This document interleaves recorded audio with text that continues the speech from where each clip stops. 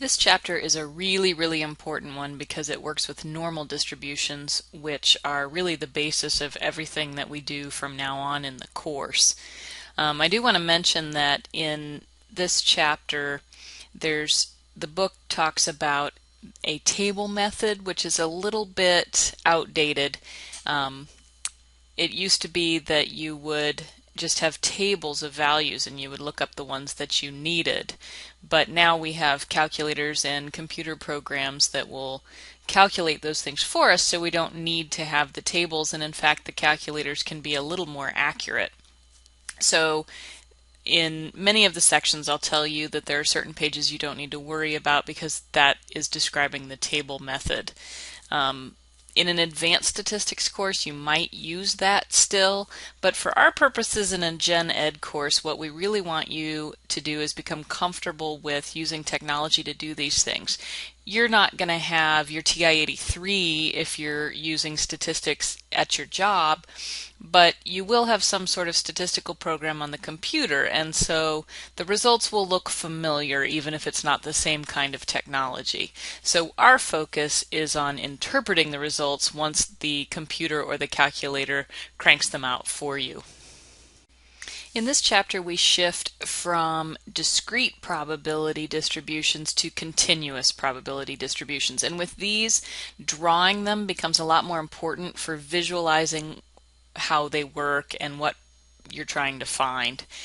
So we're going to be working with something called a density curve, which is a picture of a continuous probability distribution. And when you look at these, the total area under the graph is 1 or 100%. So the whole graph represents a 100% chance.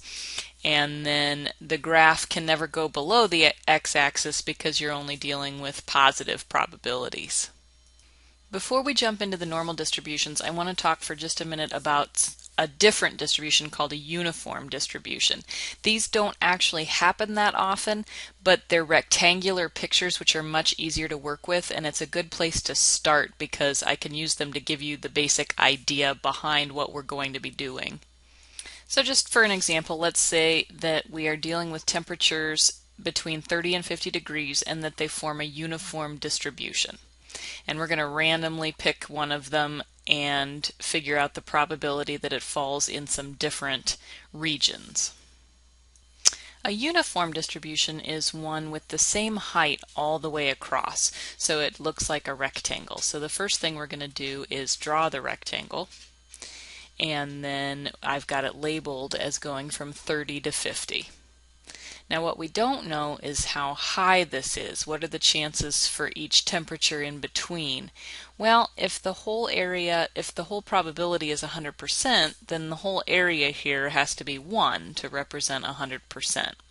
Well, if you just think back to basic geometry with areas of rectangles, area of a rectangle is length times width. So here we know that the width is 20, and we need to find the height or the length, and so we need to figure out what would we multiply times 20 to get 1, so 1/20th. So that tells us that the height of this rectangle is going to be 1 over 20. Okay, so now we know how tall the probabilities are, the height of the rectangle. So now we can use this to find probabilities for if we pick a random temperature, what's the chance that it falls in a certain part of this rectangle. So let's say we want to find the probability that a random temperature is less than 40, for example. Well, with temperatures, they're continuous. They can be 30, they can be 31, but they can also be all of the decimals in between. So I can't use the binom PDF and the binom CDF that we used in the last chapter. Instead, I need to figure out what part of the rectangle I'm looking at and find the area of that part, because an area will fill in all of the decimals in between.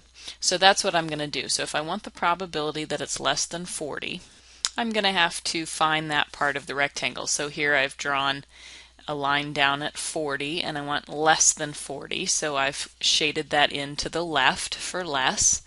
and I need to find the area of that part of the rectangle. Well, we know the whole rectangle is 100% or 1, so I could just say that half of the rectangle is 50% or 0.5 because I happen to have exactly half shaded. But to actually calculate this, you'd look at it and you'd say from 30 to 40, that's 10 wide. We know it's 1 over 20 high, so length times width, or base times height, that gives me an area of 0.5. So my probability that a random temperature would be less than 40 is 0.5 or 50%. Okay, so how about the probability that it falls between 40 and 45? Well, same thing. I draw that part of the rectangle in, I shade that in, and that is 5 wide, still 1 over 20 tall. So 5 times 1 over 20 is 0.25, so the probability of being between 40 and 45 is 25%.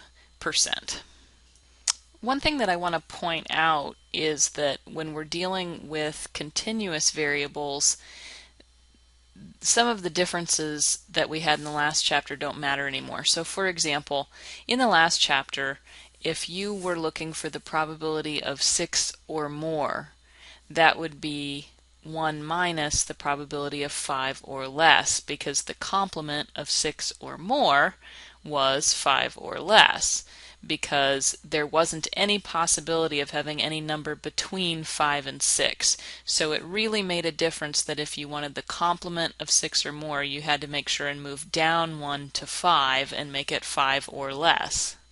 We don't have to worry about that in this chapter, because since we can have all of those decimals in between, we don't have that gap. So the probability of 6 or more would be the opposite of the probability of less than 6, but less than 6 could be 5.9, 5.99, 5.999.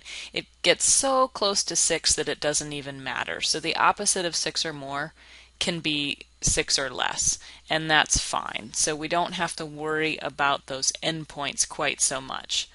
If I want to go from one direction or the other, I'm going to start at the same number, so we don't have to worry about those adjustments when we do complements.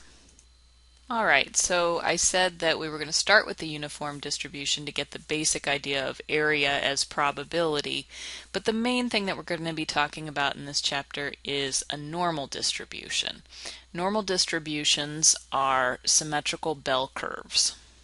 You've seen histograms that are symmetrical, and so if you just imagine a more continuous, smooth version of that, you get a normal distribution or a nice smooth bell curve.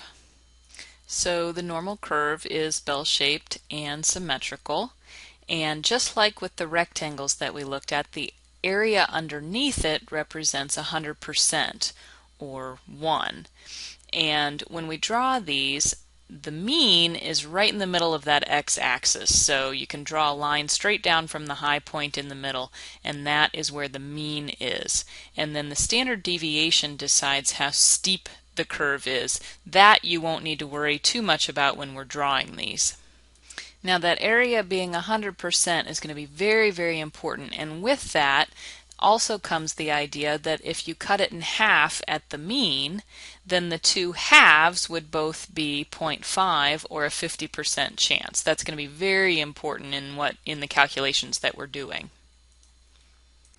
Another thing to notice about these that's a little weird is that they actually go indefinitely in both directions. So that curve never actually comes down to hit the x-axis, because there's these tiny little chances that things could be off on the right, and in some situations it will seem like that shouldn't be the case, that it should come down and stop, but with normal curves they don't, and that's going to affect the way we have to do some things. There is a sort of generic normal distribution that is centered at 0, so the mean is 0 and the standard deviation is 1. This is called the standard normal distribution, and z-scores actually follow this, where the mean would have a z-score of 0 because it would not be above or below the mean, and then the z-scores to the right talk about how many standard deviations above the mean, and then the z-scores to the left talk about how many standard deviations below the mean. We won't work with this too often. This actually relates more to the table method, but it is something to be aware of.